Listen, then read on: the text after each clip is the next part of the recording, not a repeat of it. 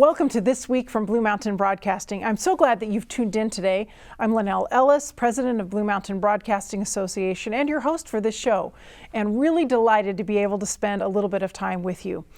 We are going to be having a conversation with Bill and Nancy Mack from Adventist Child India, and that's later on in the program, and I am so excited for the chance to chat with them about a really, really important ministry going on in India.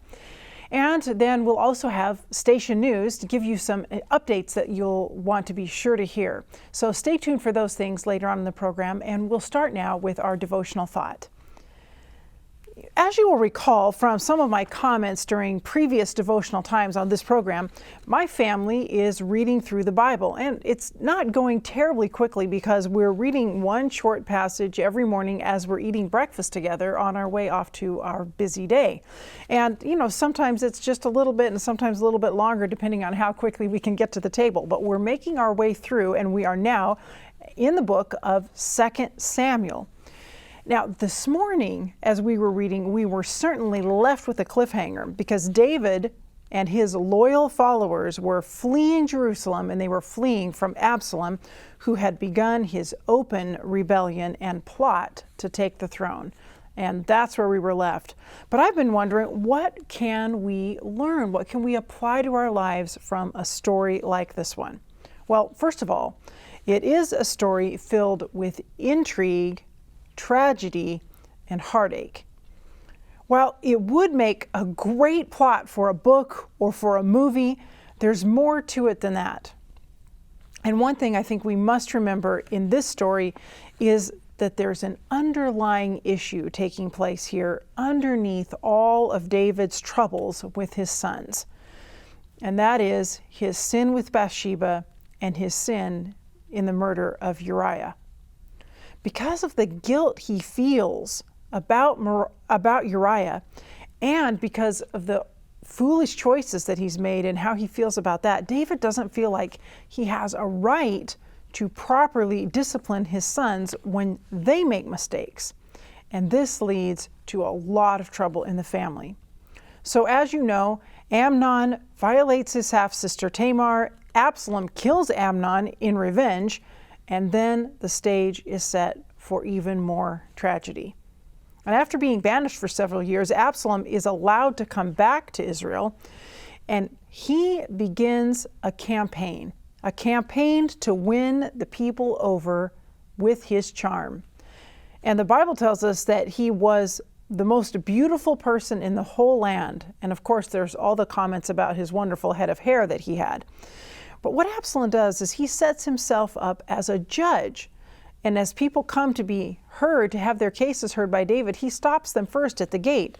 And he offers them judgments and justice that they don't feel like they're really getting from the king. And eventually, so many people come to love and appreciate the handsome Absalom that he declares himself king. And David is soon on the run with a small group of loyal subjects. Now, there is a bright spot in this story, and that's what I hope we're going to focus on right now. The bright spot in this story is that David is still loyal to God and his will. He announces to his followers that he's open to whatever God has in mind for him. Here's what he says to his loyal priest, Zadok. "Take the ark of God back into the city. If I find favor in the Lord's eyes, he will bring me back and let me see it and his dwelling place again. But if he says, I am not pleased with you, then I am ready. Let him do to me whatever seems good to him." And that's from 2 Samuel 15, 25 and 26. Perhaps this is the lesson for today from this tragic story of David's failures and the failures of his children. David has repented of his sins. He has been forgiven, and he is still intent on following God's will. Of course, yes, he wants to come back to his throne. He wants to come back to his home in Jerusalem. He wants to come back and see the ark there in Jerusalem. Yes, he would still like to be king, but only if that is what is in God's plan. And he confesses that if it's not God's will that he remain king, then he wants to follow whatever seems good to God.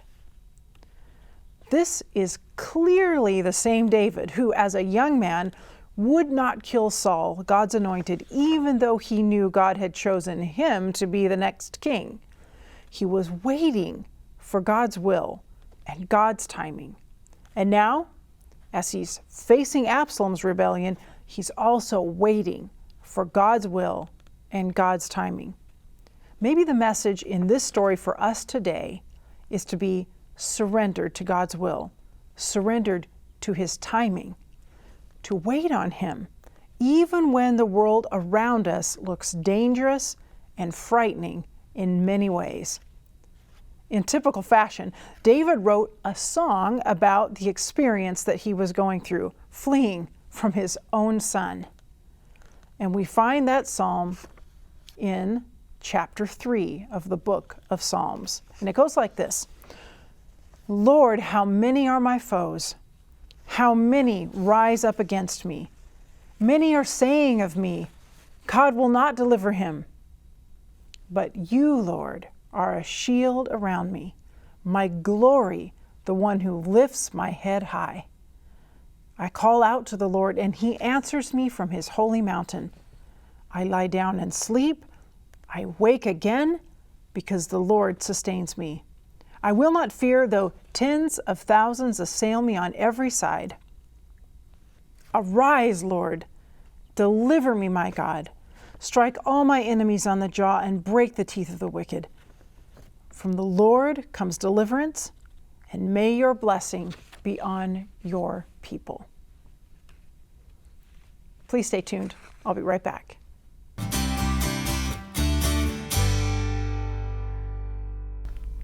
Welcome back. Joining me now are Bill and Nancy Mack, and they are representing Adventist Child India, and I am so glad to have you as my guests today. Well, thank you. Good to be here. Thank you. Yes, and we need to find out more about this organization right away, because at least I wasn't aware of it, and maybe some of our viewers weren't either. Okay. I'll say a little bit. We'll both talk, of course, then. But Adventist Child India was started by Dorothy Watts, who Nancy knows as Aunt Dorothy. They were on the same campus when Nancy was a child then. But she realized, she always loved children, realized that there was a need for this program. In the early 2000s, there was a lot of baptisms in India, and those families were not from the upper class. They were from the lower class. Those new Adventist families would not ever be able to be educated in the Adventist school system, because just like here, it's not for free over there either then. Yes. So that was the start of the program, the need for it. It started in 2005. And we've been there since April of 2013 as director and assistant director. And we are helping all throughout India in boarding schools, in Adventist boarding schools, the poorest Adventist laymen's children's. So their families are basically day laborers, or they have no benefits of any kind.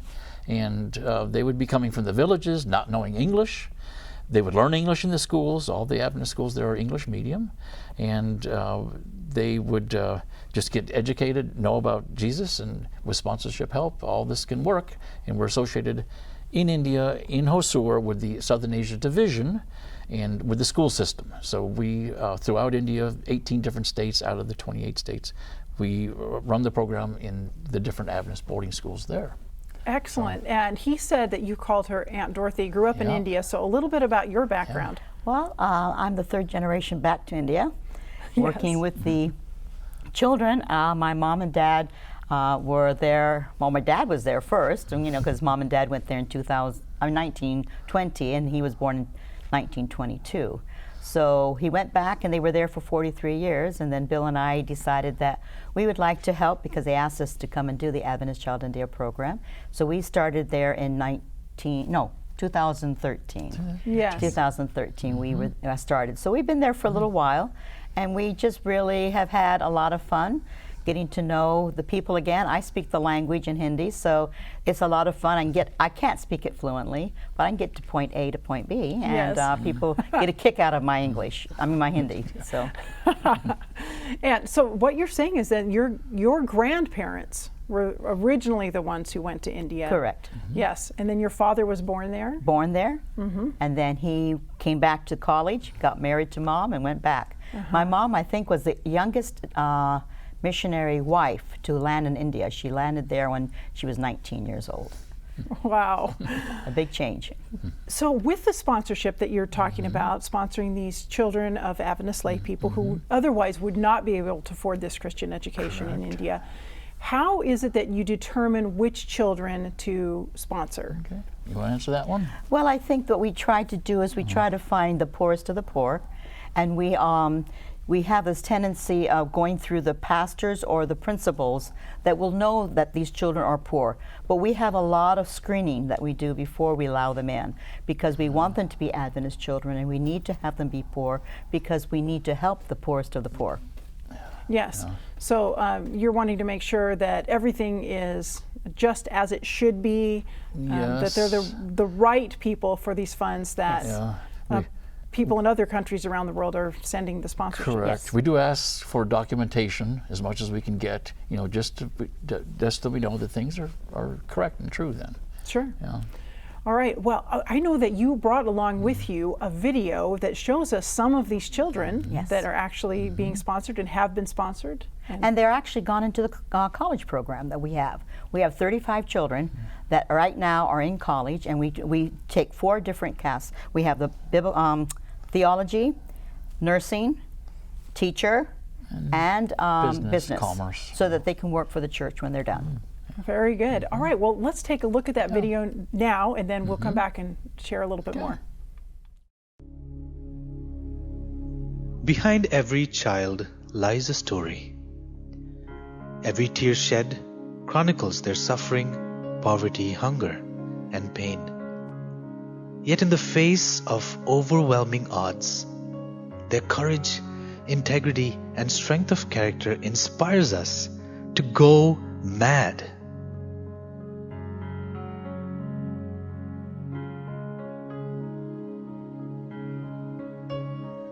Gracelyn was forced to leave her home at a very young age. It was her only means of survival. Her alcoholic father, who would only drink away his income while growls of hungry stomachs pushed her mother to labor all hours to earn a meager income. Today, Gracelyn is on the verge of completing her final year in nursing. Giri has a passion for spreading the love of Jesus. With no hope in sight, he was sent to boarding school. With a father and a mother earning less than $1.50 a day, the future looked bleak. At boarding school, there ignited a spark for the love of Jesus. Today, Giri is a final year student eagerly awaiting his exams so he can begin spreading the love of Jesus.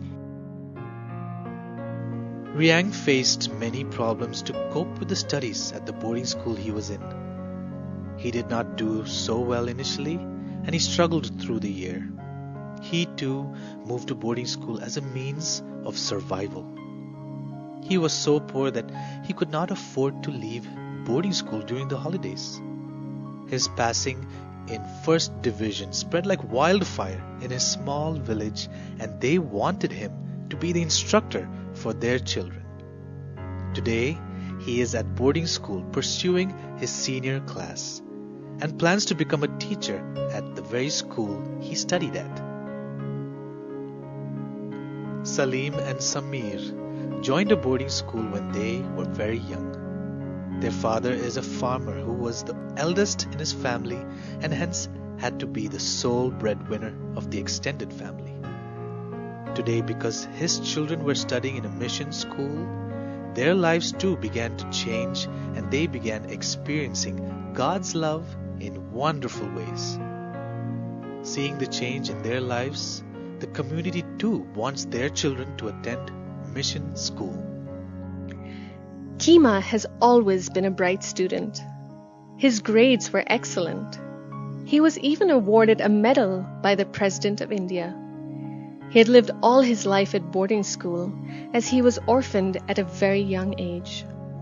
He finished his bachelor's in business administration and wishes to pursue his master's in finance. He is currently working at Aviva Motor Insurance, WNS Pune. Iba lost her mother when she was 3 years old. She never did know her father. She stayed with her grandmother for a while, and when a horrific road accident left her grandmother paralyzed, Iba took up the reins and took care of her grandmother. A short while later, her grandmother also passed away, and she had to go to an uncle's house to stay. There, although provided with food and shelter, she was treated as a maid. She joined a boarding school when she was 12 years old and has been in boarding ever since. Today, Iba works as a nurse at Pune Adventist Hospital. Adventist Child India sees that every dollar given does make a difference. Only 6% of your donation for a child is kept for overhead expenses, which include salaries, printing, advertising, postal expenses. A full 94% goes directly to a child. No other aid agency in India functions on less than 10%. 90% goes directly to your child, while 4% is kept in a contingency fund if there arises a financial crisis. ACI is the only aid agency that has increased its subsidy to the schools and have partnered with sponsors to cut back on printing and postal cost.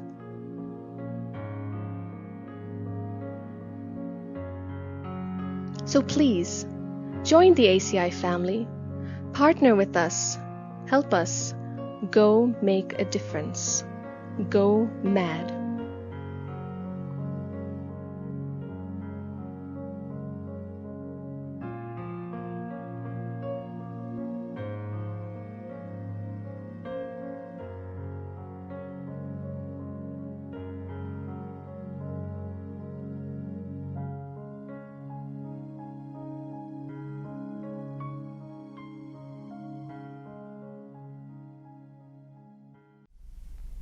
That was such a great video. Thank you for sharing with us. It's so good to see those stories. And you probably have even more stories to share than the ones that we could see on that video. Yes. I have a story that is about Sachin Chan, and we believe all of our children have a story. So Sachin Chan I got to know him basically when he started college. And we were asking him to video his story for us.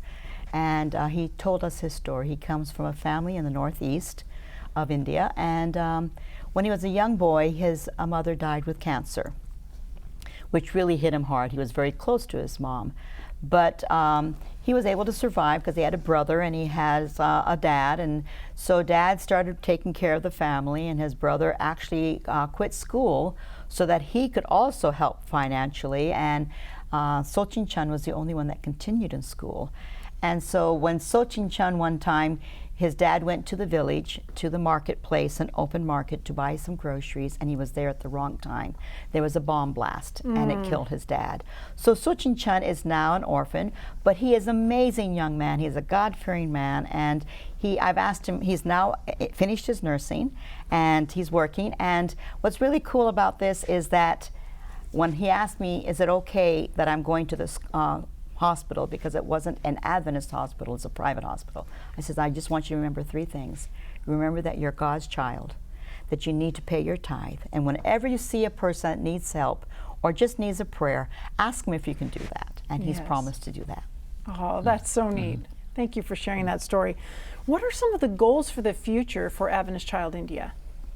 Well, we certainly need sponsors, and it's tough right now. You know, these COVID-19 times is not helping anyone in any sort of way. So we're trying to maintain at this time period, but we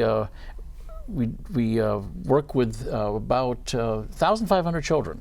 So we do need quite a few sponsors, and we have the goal of also helping schools with some projects. So besides sponsorship, if anyone is possibly interested, the information will come up of how to contact us. But we do computer labs, science labs, bunk beds, cafeteria tables, water purification systems, generators, lots of things like that too. Yeah, so other things that to help schools, to help the schools, to help the kids, just so they can have a little better situation then. So viewers can get involved by becoming sponsors of a project or a child. Yes. Yes. Right? And we'll have that information up on the screen right now so people can see how they can contact you and about how much does it cost to sponsor a child. Okay. It takes about Go ahead. $35 a month, which is very little. Very For a boarding little. school. This For is a boarding school, so you consider that. Wow. So it's only $35, which is really good. And that helps with their uniform, their books, and their room and board.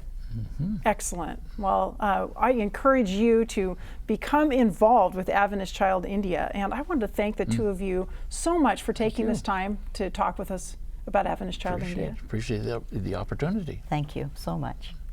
And stay tuned. I'll be right back.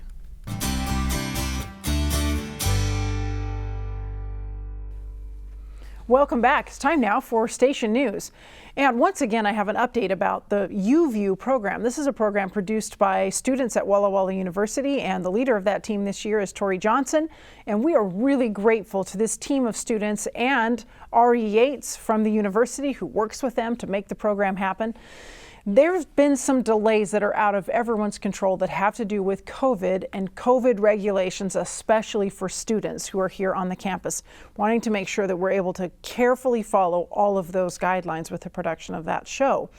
And so we're sorry, we have to announce a delay again, but again, it's not an issue with the students themselves or their ability to produce the show, but just some of those things that needed to be taken care of first. So watch for it now beginning November 18. That will be the very first episode of UView, and I can't wait to see it. It's going to be 6 p.m. on that Wednesday, November 18. And coming up right before that is going to be our fall fundraiser, November 9 through 11. And so I want to make sure and remind you of that. I know I've asked you to jot it on your calendars a lot of times. So here's one more invitation to make sure that you are tuned in on those evenings to watch our fall fundraiser when our guest will be Randy Maxwell. And we're really, really looking forward to a great time together with you as we all work together in providing programming here on Blue Mountain Television for our community. It's just a great and exciting time for us to interact together. And we've also got some new episodes of Into the Bible. I know that's a program that you'll want to tune in for, and they're going to begin airing these new episodes on November 2 at 4:30 p.m., so coming up really soon. And also, there's still time to watch Secret Life of the Forest online at the website for the Blue Mountain Land Trust. So if you haven't already done that and you wanted to and you thought, oh, I might have missed the opportunity, you haven't missed it, you can still do that.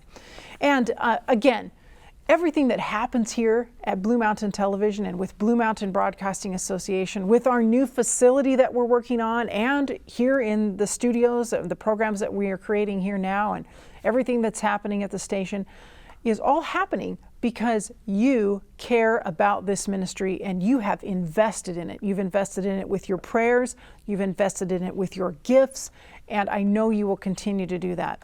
All of you are supported, and we are really grateful to you, and we're all working together on this thing to make something really great happen here in our community that's so valuable in our area. So thank you again for that. I look forward to chatting with you next time that we get to meet together on this program. I look forward to the times that we'll get to spend together during the fall fundraiser as well, and hope that you will tune in next time. See you then.